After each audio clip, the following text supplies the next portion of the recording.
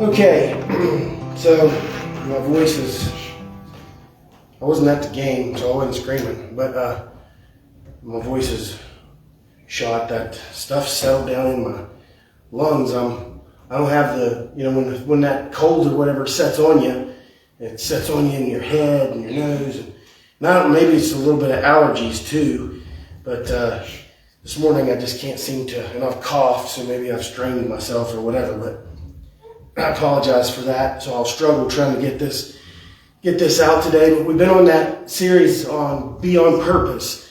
And for me, it seems like I just started. I've been studying the whole thing. I guess this is the 5th message now. I told you there are going to be 9. It seems like we just started. So today it's Be on Purpose with our time. Be on purpose with our time. His voice. So what happens to our time? I think that question has probably plagued men since the curse of death came upon us. We never seem to have enough of it, And I've joked here, and I think, and she's shaking her head, and I think when we have babies and we see them grow, I think that's when it becomes most apparent to us. When we're younger, we're just living and we don't really notice things going by. But when we get older, we have kids and we look back and we say, well, wow, it was just such and such number of years ago. Savannah was just starting into high school, and now Abby's about to finish up high school. So when we measure things like that, we say, wow, things go fast. And then I've joked around here that the clock seems to have some sort of, crazy magic that hand spins faster the older you get. I mean, logically we know that it doesn't, but it sure does seem that way because, I've got a lot more to add to this today, but, and I know, I'm still young, I know. But as we get older, we notice that we can't accomplish the things that we used to accomplish in the same amount of time. Amen. So Mr. Slater, they used to frustrate him so bad that he couldn't. Well, I used to be able to do this, and this. So, well, now it takes longer to do this one thing, and you can't seem to accomplish the things. And I know I've been to the dinner table one too many times, but this lung stuff is, I can't. I'm walking up a hill. I'm never going to get all this done. Whatever we're doing. So our time, the clock seems to spin faster. Our time seems to evade us, and as we get older, we tell all the younger people, take advantage of your moments, take advantage of your time, because it's fleeting, and it'll be, if you don't appreciate it in these moments, you're going to look back and say, wow, I wish we would have, whatever. So even in ignorance to the Creator, we understand that we only have a limited number of days. People who don't even believe, the unbeliever is not any more capable of escaping the mortality of flesh than those who follow Christ. See, so even if we say, like I said, even in ignorance to the Creator, we understand that we only have a limited number of days. I'll have a scripture later, but it's inside of us that we know that this is a temporary thing. This is not a permanent thing. And as much as men and women try to search for the answers to this, there is no answer. So then we can have a set number of ways to look at the clock, to look at time, to count the years. When you start measuring time in decades, some of these people haven't started measuring time in decades yet. But when you measure time in decades, then you say, wow, I used to measure it in days and weeks and months and years, and now I measure it in chunks of 10 years at a time, in my 20s, in my 30s. I know you guys all think that way. Think about a period of time, we understand there's no escaping, whether you believe in God or not. This is not something that's grounded in the necessity of your belief. Whether you believe or not, you understand mortality. James chapter 4, verses 13 and 14. Come now, you who say, today or tomorrow we will go into such and such a town and spend a year there and trade and make a profit. Yet you do not know what tomorrow will bring. What is your life? For you are a mist, a vapor. You are a mist that appears for a little time and then vanishes. Come now, you who say, today or tomorrow we will go into such and such a town and spend a year there and trade and make a profit. Yet you do not know what tomorrow will bring. What is your life? For you are a mist that appears for a little time and then vanishes. So, two sides to that coin. One, you shouldn't be so arrogant as to make lofty plans when you don't know what tomorrow will bring. So you should ground yourself in a more daily thing. Take care of today, and tomorrow you plan for tomorrow, but you don't try to own tomorrow until it gets there. So make plans, use your time wisely, but not so much that you abandon today, And then the other side of the coin is people who constantly talk about, now you can have a dream. It's okay to have a dream, and maybe we shouldn't crush everybody's dream. But you see people that have these dreams of doing a thing and never seem to go do it. And you say, well, if you don't do it, you're never going to. You're not using your time appropriately. If you want to do a thing, you need to do it, because if you think there's going to be more time added at the end, there is no overtime. There's only a certain amount that you can deal with. We know that our time is limited, and that creates all sorts of emotions and problems.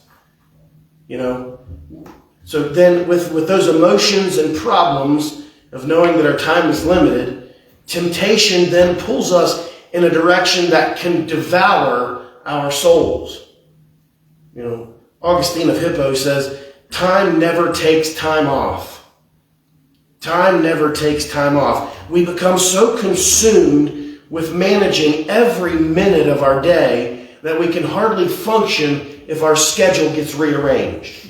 Now, some of us aren't so rigid like that, and some of us are. That if your schedule gets a little bit out of whack, if something goes wrong in your day, it sets your whole day in a tailspin. There are vast libraries and seminars and classes that go on with theories and prescriptions for managing your time. Now, they're certainly not all bad, The nerd in me wants to, I like those organizers. You get the organizers and you have your day off. Well, from 6 to 7, I'm going to do this, and from 7 to 9, I'm going to do this, and people who live that way, it's just like the Bible thing. For me, there's something in my brain that desires that, but I could never get a hold of it. I've never been able to get a good hold on highlighting my Bible, and I've never had a good hold of taking one of those planners and managing out my time. Kate, do you still keep your planner? Not as much anymore. Your time's a little more. Well, she used to have a planner, and she'd have our assignments in there and everything was, somewhere inside of her as an organized person. And you look at that and you say, wow, I'd like to be like that. I'm nerdy like that. I like the idea of the planners. You get all this technology, and your phone can remind you, and you pull up your calendar on your phone, and it's got all this nice, cool stuff on there, and you say, oh, well, what am I supposed to be doing from 10 to 11? And people do manage their time that way, and congratulations to them. Time management is not a bad thing. I think probably focusing too precisely on the minutes and the moments of time that you're going to be spending probably is a sickness somewhere. As I was putting this sermon together, I wished that I had better time management. Because if I had better time management, I would have carved out half an hour here and a half an hour there to work on the sermon instead of punching it all into one time. Well, I got to get it done now. It's under that pressure. And then that creates a whole set of problems too, because I didn't manage my time. On Monday and on Wednesday and on Thursday, if I would say, I'm going to spend a half an hour doing this, I'm going to spend a half an hour on sermon prep on Monday, I'm going to spend a half an hour on Wednesday, I got a full hour I can spend on Thursday, or whatever it becomes, then I have a lot less stress when it comes down to Saturday night, Sunday morning of gathering all that stuff in my head and getting it to the paper, or paper, as the case may be. But when you don't manage your time, you find yourself crunched and rushed. And it's interesting when you have babies and someone else takes your time away. And if you're not a good time manager and you have all these babies and I got to take care of the baby, but I also have to go get all this stuff ready. But the baby has priority. So if this doesn't get done, then I'm not going to get this thing done because the baby has taken my time. So then you see how time management gets all out of whack when something else has a priority. So it's good to have a plan. It's good to sit down and say, okay, I'm busy from 8 o'clock to whatever your work hours are. 3:30. 8 to 3:30. I'm busy. I can't do anything else. I'm tied down at work from 8 to 3:30. I have lunch from 12 to 12:30. I can make some phone calls, or I can just space out and let my mind go for half an hour. But you have a plan for what your time is. Some people don't have a plan for their time, and you just wandering around aimlessly. You don't know where you're going. I'm terrible at time management, mostly. Terrible at it. I get easily distracted. If I'm trying to do the sermon and I'm not in the right environment. I'm also, sometimes I like to be alone, but sometimes I gotta have people around. So then there's this weird dance that I'm doing about I need to know that there are people, I need to hear some things, but also I need to be alone. So I get easily distracted. So if I'm trying to put a sermon together, if I'm trying to focus on, I need to go out and move the cows, or I need to go take care of changing the oil in the car, the truck. Next thing you know, something flashes up on the news, and there goes a half an hour because you've watched the news. So you've got distracted. You aren't disciplined in your time management. I have to go change the oil. I only have from 1 o'clock to 2 o'clock to change the oil. And I walk by and Fox News was talking about something and say, well, I didn't know that was going on. Next thing you know, it's 1:45. I don't have time to change the oil now. That's going to have to wait for another day. See, because I wasn't disciplined, and I'm sure you all can relate to these things, that I need to manage my time better. And if my schedule gets disrupted, I find it difficult to recover. I don't have much of a schedule, but I do have a routine to life. In general, I have to start early. I like to get up early, and if I get started on whatever project I'm doing early, then I feel a lot better about it mentally. I feel a lot better about it being able to accomplish it. But if I don't get to start early, especially physical labor, if I don't get to start physical labor early in the morning, I find it very difficult for me to get started at all. I can wake up early I can't wake up early and make a trip to Morgantown and do this or that and come home and easily get started, cleaning the barn or whatever. That's difficult for me. Now, sure, I can overcome it, but it is difficult because, my mind says the value of starting now is limited. So I have to clean this barn, and I get up I get up 6 o'clock, blah, blah, blah, get everything ready. 7 o'clock, I'm out with the shovel in my hand. I'm ready to clean the barn. For me, I can feel that accomplishment. I can feel that going. And if I have to go do something else and I come back at noon or 1 o'clock and say, well, now you got to go clean the barn. Even if I have time to do the job, well, now it's too hot and now I'm not as fresh as I was this morning and my muscles are hurt. So if I've already created all these excuses, my mind is convincing my body, and my temptation is convincing my body that I shouldn't even address the situation at all. That's time management. My schedule got disrupted, and instead of being disciplined, instead of overcoming the thing, I allow myself to be consumed. Melissa, on the other hand, probably has a little more trouble getting started early in the morning, but she can seemingly start a task at any given time of the day without regard to the clock at all. She'll start something at 3:30 in the afternoon, and I say that's going to take hours to accomplish, and that for me is defeating I can't start that at 3:30 and be done at 9 and go to bed. Well, she can. That's something that's different about her. I somehow feel like I'm getting cheated, right? That's my time. I created this idea that I'm going to earn those afternoon hours for myself. I get up early, do my work early, and I've earned those afternoon hours, right? Well, she can go do all this stuff, and she can start later than me and just run around. And 3:30, she said, well, I'm going to go shovel out that barn. Not me. Nope, that's not how I work. And then I see her out there, and then she drug me out there shoveling the barn with her. That's all for example, but you get the idea. The different people are geared differently, just like cleaning those cabinets the other week. I just couldn't imagine she started that at that time of day and finished it late. I thought, what? Why would you do that? Wait till morning. But sometimes why put off till tomorrow what can be done today? Struggle, discipline, all of this stuff, all this be on purpose, this time management, everything we talk about is discipline. Discipline to ourselves and discipline unto God. So those are my minutes, right? Wrong. They're not my minutes. God has numbered our days. Psalm 139:16. Your eyes saw my unformed substance. In your book were written every one of them, the days that were formed for me, when as yet there was none of them. Your eyes saw my unformed substance.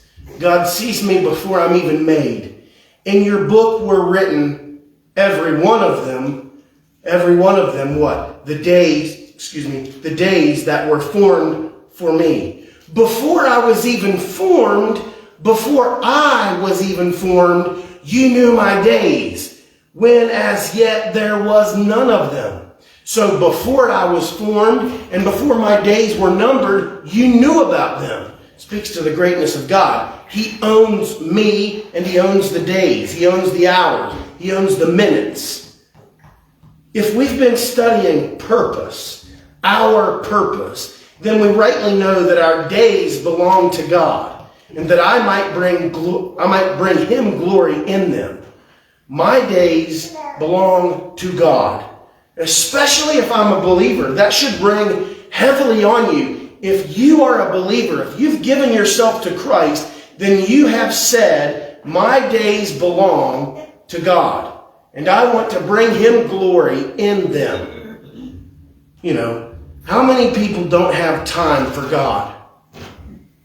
How many people don't have time for God? So we'll look at this in two ways. How many people outside the church don't have time for God?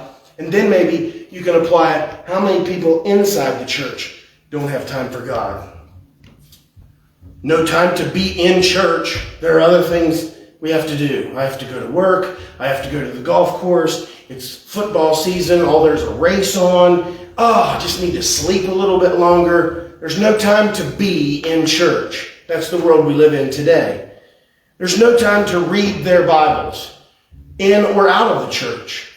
A lot of people don't take the time to read their Bibles. How are you going to make, and we talked about this last week, how are you going to make the connection if you haven't taken the time to be with your Father? I have to take the time to be with my wife. I have to take the time to be with my kids, to form the relationship. You can't be absent. How many mothers and fathers are absent from their children's lives and then wonder why there's no relationship? Right. And even if you can't be physically with them, are you making some contact we have all sorts of ways to send text messages and Facebook messages and FaceTime. I was picking on the girls the other week about FaceTime, and I'm still tuning these boys in. We're creating a family here. I know, it's annoying. I call 14 times a day. You don't have to join every 14 times. But somewhere inside of you, you look and say, wow, they're so close. They're so close. They want to be together. That's what I want for all of them. I want them to create these little pockets of togetherness. That's what Melissa and I, our dream is to spend time with our family above all else to create the moments, so that this unit of measure, Melissa and I, has created this larger unit of measure, but they take those little pods and create times of their own. That they can't be satisfied spending time anywhere else other than with their family. That I desire to be by my wife's side. That I get joy out of seeing my daughter's faces. That those boys came and stole my daughters away, and I still enjoy seeing them. I want to spend time with them to create this thing. That's what God has sent to us. Spend time with me. He's given it to you. Hey, I want to know you, my son. I want to know you, my daughter. Spend time with me. Learn about me. I wrote you a love letter about my redemption of you. I want to form this relationship. He has said, here I am, come to me. He's given us the opportunity. And then we have to develop the discipline to say, I'm coming to you, Father. I'm coming to see who you are. I want to seek your face. If I don't take the time to be there, I'm never going to form that relationship. No time to pray. You know, Melissa and I have formed this habit of praying at nighttime before we go to sleep. And when we are not together, if she has to travel or if she very rarely now falls asleep before me, if one of those things happened or me before her, it's just so odd. The other night she fell asleep before me and I didn't wake her up, but I still went and prayed by her side because it was weird to not be in that place where I would pray at that time. And then consequently, we have no time to live right. You know, people making all kinds of excuses why they don't do this thing or that thing. Well, I don't have time. Talk about imperfection, right? You know, I've allocated my time poorly a lot of different ways. And you can address yourself. Maybe you do have the best kept yard and maybe I don't. Where do we allocate time? I chose to allocate my time with my children, with my wife, and in my own personal entertainment, instead of focusing on my yard or something like that. Now, that's probably not super correct answer, but if you say I chose to focus my time on my wife and my family and my yard, okay, maybe something else sacrificed, but you see how God, wife, children, that family has to come first. I don't care what you do with the rest of it, but you better put that allocation of time high. I spend my time with God. I spend my time with my wife. I spend my time with my sons and daughters. That's first and foremost above all else. Doesn't matter if the yard gets mowed. Doesn't matter if the truck gets, washed every third Wednesday or whatever you do. None of that matters. The measuring stick at the end isn't going to be how fancy your yard was, how fancy your car was, how nice your house was kept. That's not the measuring stick. It's how many people you produced for the kingdom. And your first and best opportunity is right there. That's your first and best opportunity to produce people for the kingdom. How do you bring God glory? Spend the time to raise up a godly family. First and foremost. Oswald Chambers says, we can choke God's word with a yawn. We can hinder the time that should be spent with God by remembering we have other things to do. I haven't time. Of course you have time. Take time. Strangle some other interests and make time to realize that the center of power in your life is the Lord Jesus Christ. If you feel like you don't have enough time in the day, and you've occupied, like I said, you've got that little calendar chopped up in all those little blocks, and there isn't a significant amount of time chunked up to spend with Jesus, you are off base. If it's more important that you accomplish all of the 55 other tasks you have on your list, instead of spending time with God, you are in the wrong course. You're on the wrong path. John Owen, have you time enough to eat, to drink, to sleep, to talk unprofitably?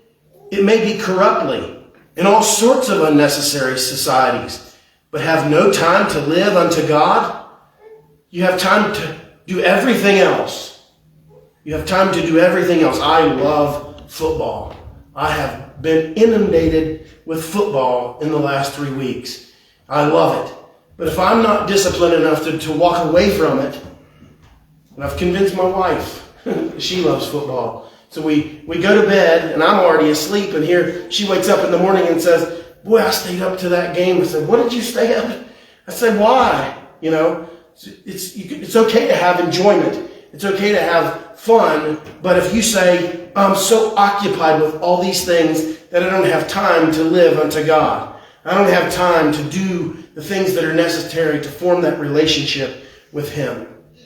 You know, same type of thing over again. I'll just repeat it. You cannot have a husband or a wife and not spend time with them.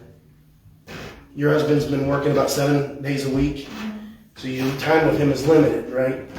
Yeah. And in the wintertime when he's around more, it's a little more freely. You have a little more difficult. It's more difficult. So when you're there together, other than, you know, if I was spending too much time with my wife, she'd want to choke me. But it's easy when you're together all the time. That relationship is easy and smooth, and you know how each other works. But when, you know, now if he's working 7 days a week, if he's called into service 7 days a week because his job is, you know, limited. Sometimes he has a lot of work, sometimes he has a little work. So if he's out working 7 days a week and he comes home, you know, she's been home with 2 babies. I know all you women can feel that. She's been home with 2 babies, and he comes home and, you know, oh, why are my clothes not clean? Well, he's probably getting a frying pan, you know, and maybe he doesn't do that. I don't know. But you get the idea. The relationship is more strained, you know, because so everything is under a microscope. They have a limited amount of time. So, and we can all feel that. We've all been away from our loved ones.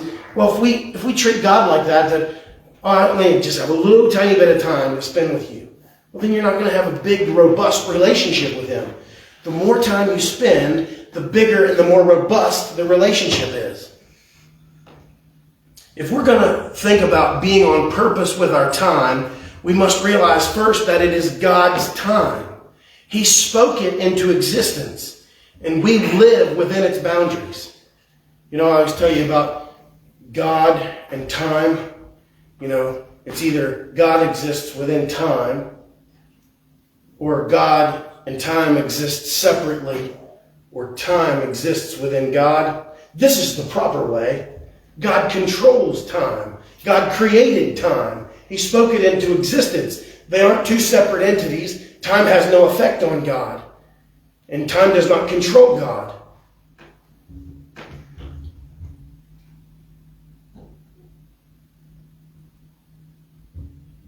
We live within the boundaries of time, not like God. We live within the boundaries of time. We are limited. But here's the remarkable thing. He purchased us into eternity. So while we are here, we are very aware of the limit to our days. We know that there's a limit to our days. But unbeliever and believer alike have a sense, and I've told you about this before, have a sense of eternity, knowing that this is not all there is. There's something more. So He purchased us specifically. The ones He purchased are those who believe in Him. He purchased us into eternity. 2 Corinthians 4:18. As we look not to the things that are seen, but to the things that are unseen. For the things that are seen are transient, but the things that are unseen are eternal. He purchased us for eternity. Ecclesiastes 3:11. He has made everything beautiful in its time. Also, He has put eternity into man's heart, yet so that he cannot find out what God has done from the beginning to the end. Jen Pollock Michelle, in an article in Christianity Today, says, time management is illusory. It's an illusion. Though time might be money, as Benjamin Franklin famously said, we cannot grow our portfolio. We can't make any more time. It doesn't matter how you manage it. You can use it efficiently. You can use it inefficiently. You can know where every minute of your day is going to be spent, or you could care less about that. You cannot add one moment, Matthew 6:27.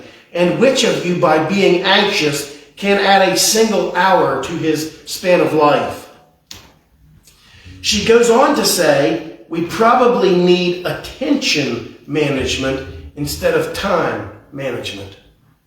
So instead of worrying about where my minutes are spent, it's where my mind is. We're not going to gain more hours by managing them under a microscope. Now that does not exclude us from using our time efficiently and wisely. Let's look at Ephesians 5:15 through 17 as we kind of close this out. Ephesians 5:15 through 17. Look carefully then how you walk, not as unwise, but as wise, making the best use of the time, because the days are evil.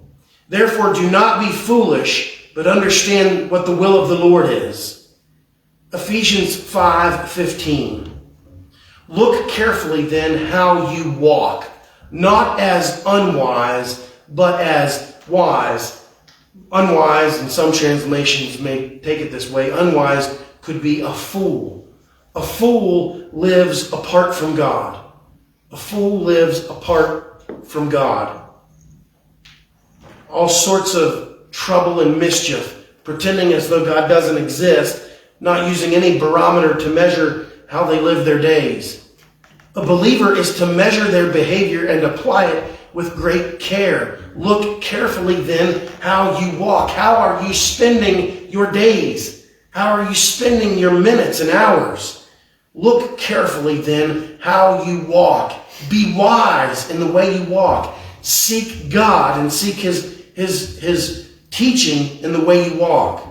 Ephesians 5:16. Making the best use of the time, because the days are evil. This world is cursed, and there's evil all around us. I don't know if it was in a prayer or in a comment earlier in church talking about the way the world is today.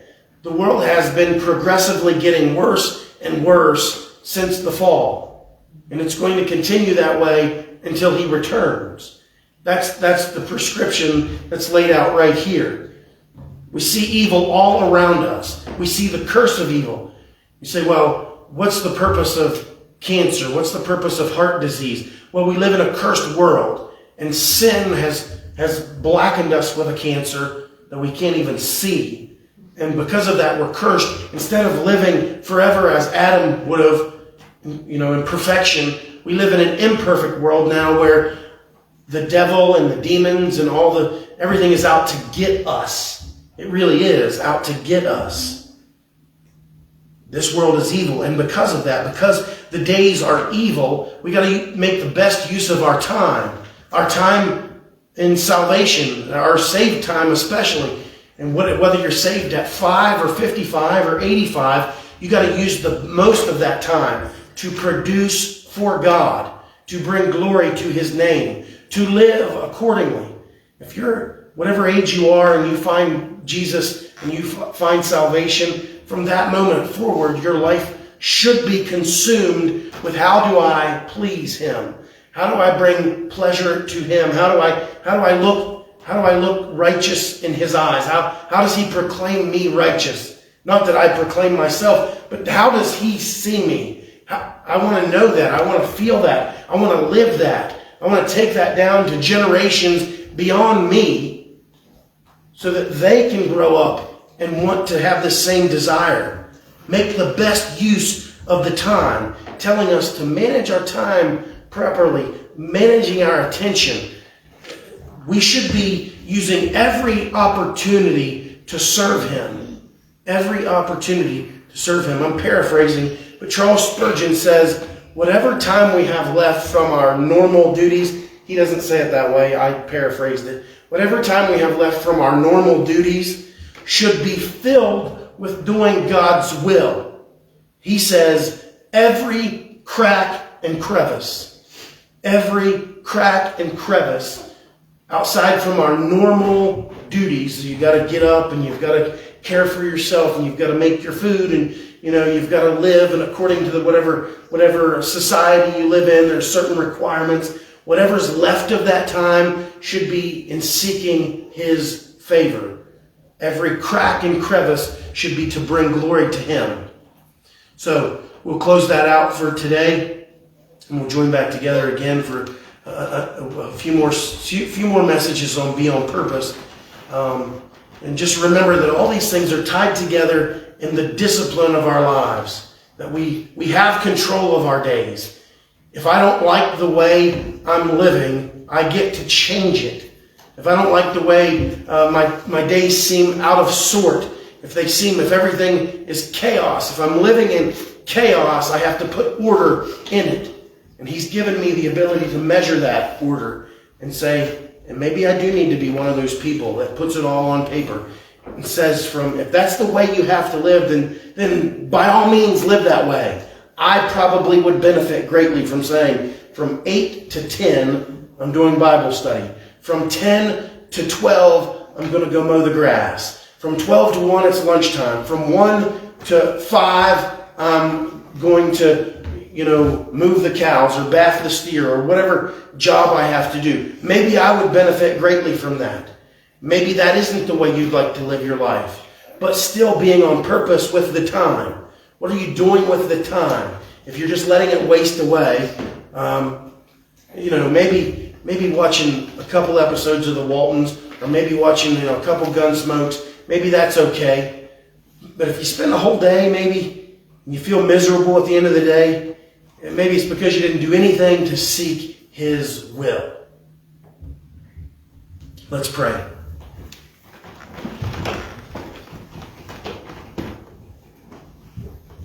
God, we just appreciate so much the things that you do for us, that you've changed the seasons, and we see that change before us again now as we are ready to transition from summer into fall. And we just know that you will give us a great harvest. And we always depend on you. We always depend on you to care for us.